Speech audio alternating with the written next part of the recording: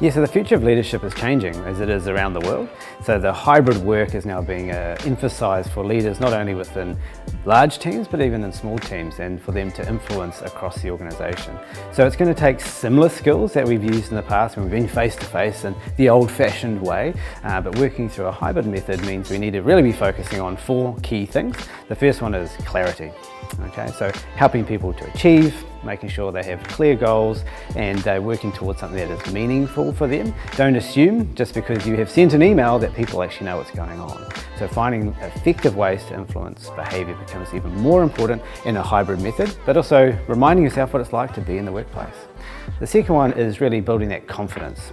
Not only just your confidence, but the confidence your people have in the work that you're doing, the outcomes that you're having, as well as connecting with their customers in a confident and engaging way. Then also we need to look at building capability, really, really important. It can be quite difficult when we are in a hybrid mode. We might have some people in the room, some folks have tested positive and now they can't be there. How do you make sure that you include everybody and have an effective conversation, but you leading towards an effective outcome? And the final one, which is super important in any environment, is connection. How do we build that level of trust and influence and connection with our people, both within small teams, but across the organisation is going to become even more important.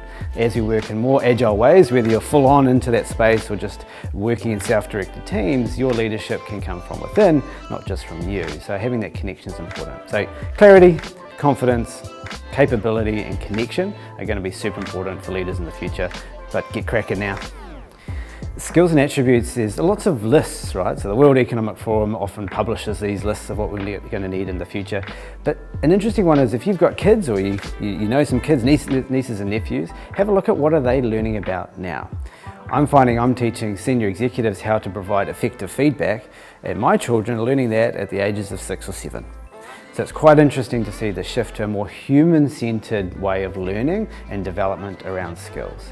So we've got to think beyond the technical bucket of capability and what are the human skills that you'll need. So to be able to learn in an agile way, to be able to complex problem solving, to be able to engage and facilitate conversations rather than just the tell is going to be even more important, especially across the different ways of work that we have. So we need to think about filling that bucket of the human-centered type of skills to be more important than your bucket of technical. If you're going to be honest with yourself, is probably pretty full. So what can we do outside of that to extend our capability and effectiveness?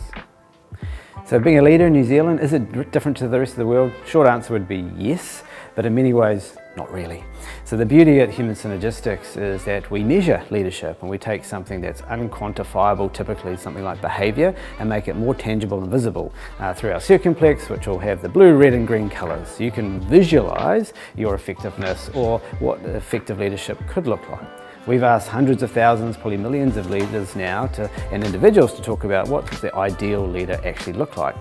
No matter where we've done that in the world, it looks very similar. We want constructive leaders that are highly effective in achieving results and delivering with people.